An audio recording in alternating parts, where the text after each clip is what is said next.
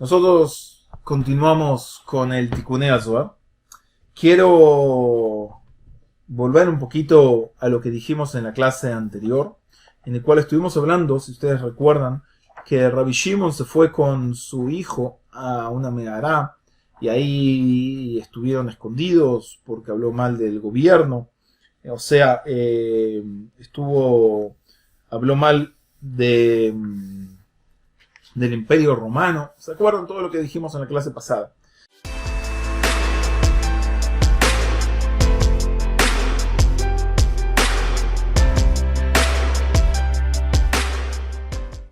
Quiero aclararles algo, creo que lo dije superficialmente, pero para que entendamos un poquito más. Hay muchas,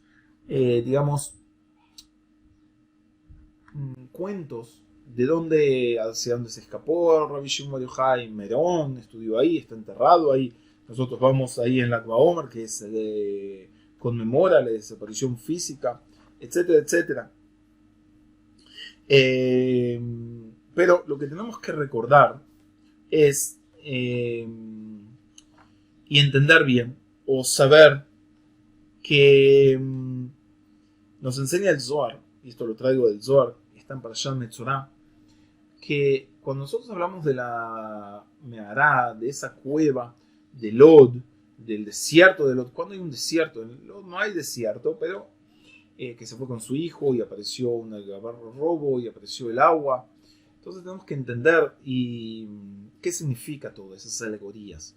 No vamos a poder entrar en todas, vamos a entrar en bastantes, pero para no dejarlos solamente con el cuentito, quiero contarles que, por ejemplo, Lod son las mismas letras que Balad, es como el feto, es el embrión, no es el feto. Y la cueva hace referencia también a la Katnut, es que bajó toda su dimensión para poder nacer nuevamente, para poder crecer. Y eso es la aparición de Eliyahu, así que aparecía 2 veces, que dijimos en la mañana y en la noche. Y es como decir Kriyat Shema, es como traer una luz nueva al mundo. O sea, lo que nos está diciendo, y el desierto nos indica también que es en donde no hay nada.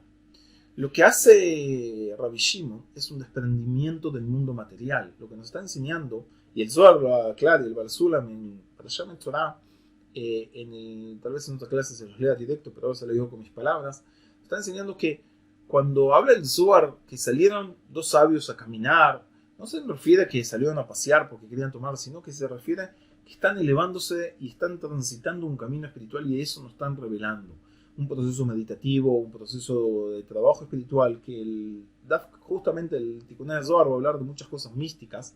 Entonces tenemos que entender que hay un proceso espiritual, hay un desarrollo que están haciendo y se va a plasmar en todo el diálogo, en todo lo que nos van a enseñar.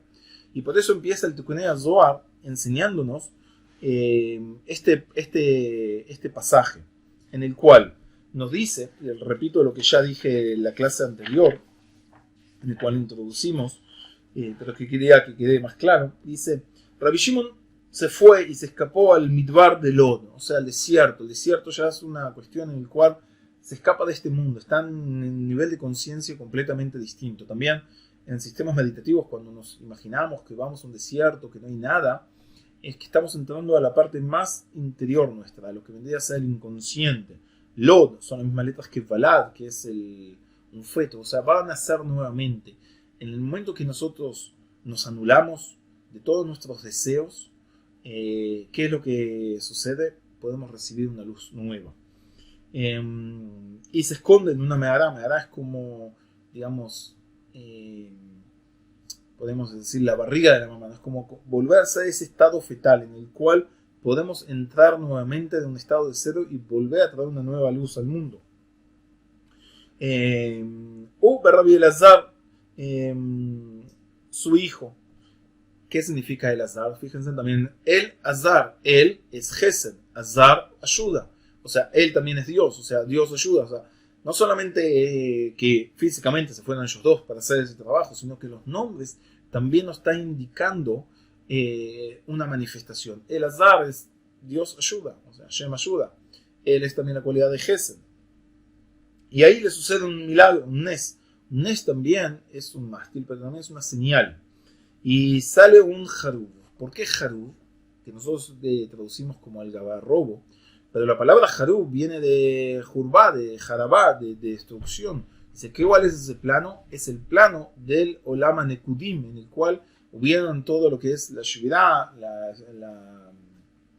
la ruptura de las vasijas, y de ahí se vuelve a arreglar los tikkunim. Después aparecen los mundos Atzilut, Briah, Yetzirah, etc. y todo ese proceso. Y por eso nos va a decir, y es lo que vamos a aprender después, que es del pasuk que Maskelim y Azridu, que Zohar Rakia y los estudiosos van a iluminar como el resplandor en el firmamento. ¿Qué es ese firmamento? ¿De qué se está hablando? Vamos a ver que se está hablando de ese mundo, del mundo de Nekudim, ¿no? Akudim, Nekudim, Brunim son otros planos antes del plano del Tikkun, del arreglo que nosotros conocemos como Atzilut, Briah y Yetzirah. Y sale de ahí también un manantial, agua le sale, el agua que es Torah. Siempre la Torah estuvo equiparada como el agua. Entonces comieron de ese Harub, empezaron a hacer ese Tikkun. La comida es el birurim, es separar lo bueno de lo malo, ¿no? Cuando uno come, el cuerpo hace esa diferenciación entre qué es lo que le sirve, las vitaminas, qué es lo que tiene que desechar, etc. También a nivel espiritual, el comer significa que tenemos que hacer un virú, tenemos que hacer una apreciación entre cuáles son las chispas divinas de luz y qué es lo que hay que descartar. Y eso es lo que hacemos cada día. Y por eso dice, comieron de ese Harub, Beshatumo toman, y tomaron de esa agua vendría a ser de la Torah. Ahí empezaron a recibir y a alimentarse de lo que vendría a ser todos esos conocimientos nuevos que bajaron al mundo. Beliau y Eliau Anabí venía a ellos 2 veces por día. 2 veces, es como también esa iluminación, ¿no? que se trae al mundo. Y Eliau es la manifestación de una luz nueva, siempre. Y Eliau es el que nos dice el profeta, es el que va a venir a anunciarnos antes de la llegada del Mashiach. ¿Por qué? Porque es una luz nueva que baja al mundo. Y eso es lo que va a preparar todos los recipientes para la llegada. Entonces, Eliau siempre es la manifestación de revelaciones nuevas al mundo. Como hacemos el Kriyat Shema, también la recitación del Shema, tanto en la mañana como en la noche. Lomed ya estudiaba con ellos y nadie sabía sobre ellos. Y eso está escrito también en la Parashá Kitabó, en el Zohar Hadash. Y por eso se llama también Tikkunei Zohar, que son los 70 rostros de la Torah. O sea, ¿qué significa? No es que cada uno puede venir a explicar, o sea, sobre todo estamos hablando de la Torah, pero son distintas formas. ¿Por qué 70? Porque son 7 sefirot inferiores, que cada uno tiene 10 sefirot, Chesed, Geulah, Tiferet, Netzach, Hod, Yesod y Malchut, y cada uno tiene distintas, cada uno tiene 10 sefirot, y por eso lleva a las 70. Y son las que explicó Rabbi Shimon ben Yochai para poder arreglar cada una de esas partes, y todo eso va a estar basado en la palabra de mi Bereshit, con los secretos de la Torah. Y nos dice después que le dio permiso, que le fue dado permiso. ¿Cómo se le fue dado permiso? Sí, significa que ya en ese momento estaba conectado con todos los distintos niveles para que de todos los niveles pudiese bajar luz y iluminar. Y con cada uno de los tikkunim que nos va a ir enseñando, vamos a estar haciendo un pequeño arreglo a todas estas 70 fases o 70 rostros o 7 sefirot, que cada una tiene 10 sefirot y las que tenemos que ir arreglando. ¿Ok?